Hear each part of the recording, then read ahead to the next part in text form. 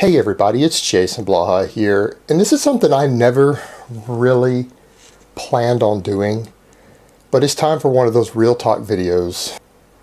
And it was prompted by the video I made this morning because that's the first time I noticed that, and it really pissed me off. It pissed me off a lot. With what I know about the industry, what I know about the fitness world, the bodybuilding world, the modeling world, from my own personal real-life experiences. And having had a friend who used to use cocaine as part of his bodybuilding stack who fucking died from it. He fucking died. A friend of mine died from this shit. Of stacking coke in with his steroids and his clenbuterol.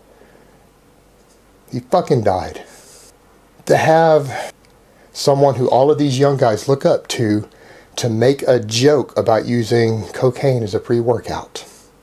Guy with like 100,000 followers. Who is really, at the end of the day, just another one of these YOLO motherfuckers who's gonna die before he's 30 because of the lifestyle he chooses to live. And I think someone needs to really talk about this, and Jerry Ward has talked about it just a little bit, and no one else is talking to you guys about this stuff. And that is, and I don't want people to think that I'm singling out bodybuilding or physique culture or aesthetic culture exclusively with this, because this applies to a lot of other sports. And I know people, and I have friends who have used coke to help them through harder periods of their training who compete in actual sports. And so I'm not picking on the bodybuilders, singling them out. But that is the use of street drugs as performance enhancing drugs or fat burners by people in the fitness world. And the problem is that I see it growing. And I do see more and more guys doing this. The guys have always done it. Guys have been doing this shit for 30 years. But we do see it more and more. And it used to just be that bodybuilders started doing it. They used to do coke, and a few back in my day did things like meth, but it was really rare. It was mostly cocaine. Apparently a lot of guys are doing meth now. Because training hard when you are cutting or you're trying to get ultra lean is insanely difficult. We have these unrealistic standards set by the industry, and we have experts actually out there saying stuff to you guys on YouTube, things like if you're over 10% body fat, then you don't deserve carbohydrates, or if you're over 7% body fat, you're fat. The most nonsense bullshit body dysmorphia stuff that, in all honesty, these guys need to be charged with some type of criminal offense for saying this sort of stuff to these young impressionable guys, feeding into their body image disorders. But it used to be that because the training is so hard, and people say, wow, these top bodybuilders, these guys train like animals, it's just unbelievable, even when they're dieting. Yeah, because it's not just the steroids that is causing them to do it. Yeah, they're using steroids to do it.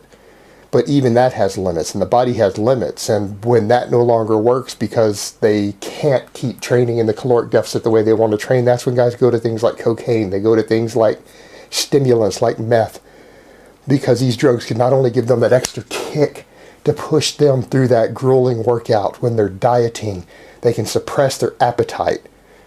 Because as people get unnaturally lean like that, your appetite, your body has defense mechanisms to try to keep you from starving. It's not healthy, it's not natural to be that lean.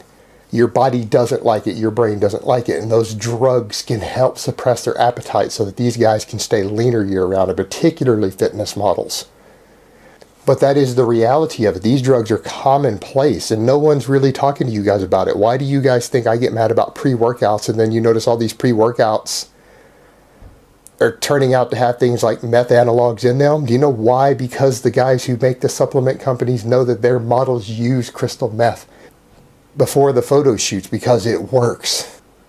And so then it turns all of the younger guys on to thinking they need these pre-workout drugs. They get stuck into this mindset, and then these are the guys who go on to switch to things like coke or meth when they find out eventually that that is one of the secrets that guys do, all because an unrealistic standard has been set regarding how lean you can get, how lean and ripped you can stay year-round without using drugs, and the drugs don't end with steroids. That's the very tip of the iceberg. That a lot of these guys, in order to maintain that you guys think, wow, these guys just stay so lean and in shape year-round. Yeah, because they're having to stack steroids with cocaine to do it. And because a lot of these guys are part of this whole party culture, and bodybuilding does revolve around a lot of that, that they think it's okay for them to do it. And when a lot of you guys start into something to deal with your insecurities and your body dysmorphia, you get drawn into this fitness culture, and then you realize that the training and getting that lean and staying that lean as you want to get year round is not only difficult, it becomes your obsession when people develop these body image disorders. And I see a lot of this time and time again. I see the guys realizing that they can't do it without drugs, and then they realize even for them, they don't have the discipline to pull it off with just steroids. Or they find that they can get that lean with the steroids, but they can't stay that lean, and they have to resort to other drugs in order to do it, to suppress their appetite, to give them that push to keep training without the extra calories. And before long, what people did to better themselves and to have a healthier lifestyle and improve their own self-image ends up with them being a junkie.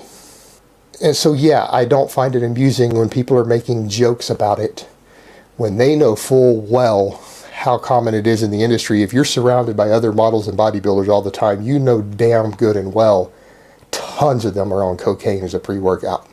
And so to even try to spin it as a joke in front of all of your impressionable young subscribers is really fucked up. And we need to let younger guys know that this body image dysmorphia and these unrealistic standards are being pushed on you are not something you really should try to strive towards and use as your standard, unless you realize that it may very well end up in you being a junkie at some point. And I don't mean just steroids. And it's about time somebody started talking to you guys about this. This whole physique culture has nothing to do with fitness. Alright guys, that's really all I have to say on that today. I hope it has been informative, and I will talk to you guys next time.